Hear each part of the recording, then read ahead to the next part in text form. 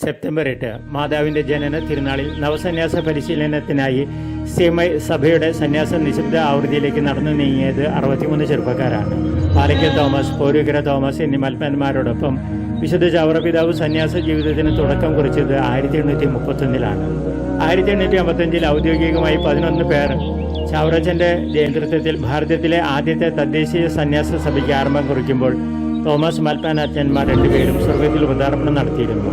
ചാവറച്ചൻ വിശുദ്ധനായി ഉയർത്തപ്പെട്ട നിമിഷങ്ങൾക്ക് ചന്തം കൂട്ടിക്കൊണ്ട് ദൈവനിയോഗം പോലെ ആ വർഷം 72 യുവാക്കളാണ് ഒറ്റയടിക്ക് ഈ സന്യാസ സഭയിലൂടെ പൗരോഹിത്യത്തിലേക്ക് അഭിഷേകം ചെയ്യപ്പെട്ടത്. മലയാളി തനിമ കൈവിടാതെ തന്നെ കേരളത്തിന് പുറത്തു നിന്നും ധാരാളം അംഗങ്ങളുള്ള CMI സഭ ലത്തീൻ റീത്തിൽ നിന്നും അംഗങ്ങളെ സ്വീകരിച്ചു തുടങ്ങിയതിന്റെ ഫലമാണ് ആഫ്രിക്കയിൽ നിന്നുള്ള സന്യാസ വൈദികം. ദൈവവിളിയുടെ പ്രത്യുത്തരത്തിലും സമർപ്പണത്തിലും ആഫ്രിക്കയിലെ ചെറുപ്പക്കാർ ഇതര ഭൂഖണ്ഡങ്ങളിലെ സഭാമക്കളുടെ പിന്നിൽ അല്ലെന്ന് മാത്രമല്ല, പല രാജ്യങ്ങളിലും എണ്ണത്തിലും ഗുണത്തിലും അവർ പെരുകിക്കൊണ്ടിരിക്കുന്നു. ഇന്ന് നമ്മുടെ ഭാരതത്തിലും പ്രത്യേകിച്ച് കൊച്ചു കേരളത്തിലും സന്യാസ വൈദിക ജീവിതത്തിനോട് അഭിരുചിയുള്ള ചെറുപ്പക്കാർ ഉണ്ടെന്നുള്ളതിന്റെ തെളിവാണല്ലോ ഈ 63 നവസന്യാസികൾ. ഈ ആധുനിക ലോകത്തിലും ഇവരെ ഇത്തരത്തിൽ ഇളക്കിവിടുന്നത് ഏതുദിനം അഗ്നിയാണ് എന്ന് പലർക്കും പിടികിട്ടി കാണുകയില്ല. കാണേണ്ടത് കണ്ടെത്തുന്നത് വരെയുള്ള ഉള്ളിലെ ഒരു അസ്വസ്ഥത, ഒരു തീ, അതിനെക്കുറിച്ച് വിശുദ്ധ അഗസ്റ്റിൻ പറഞ്ഞതുപോലെ ഒരുപക്ഷെ യുവാക്കളുടെ അന്തരാത്മാവിലും ജ്വലിച്ചിട്ടുണ്ടാകും.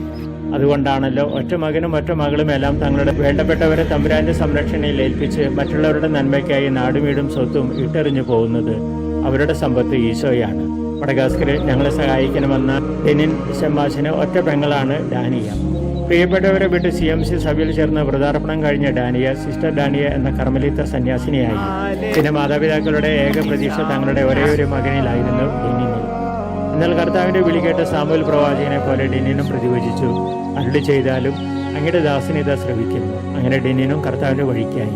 നവസന്യാസ ഭവനത്തിൽ മൗനത്തിന്റെ ഉൾത്തടങ്ങളിലേക്ക് ഇറങ്ങിപ്പോകുന്ന 61 പേരും ഇതുപോലെ ദൈവസ്വരം ആഴങ്ങളിൽ ശ്രവിക്കുവാനും വ്യക്തിത്തിരിക്കുവാനും കച്ചകെട്ടി ഇറങ്ങി തിരിച്ചവരാണ്.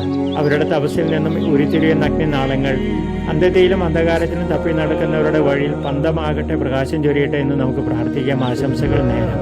സങ്കീർത്തകൻ പാടുന്നു, എൻ്റെ ഹൃദയം ദൈവത്തിനായി ദാഹിക്കുന്നു, ജീവിക്കുന്ന ദൈവത്തിനു വേണ്ടി തന്നെ. മഡഗാസ്കറിൽ നിന്നും ഫാദർ ജോൺസൺ തളിയത്ത്.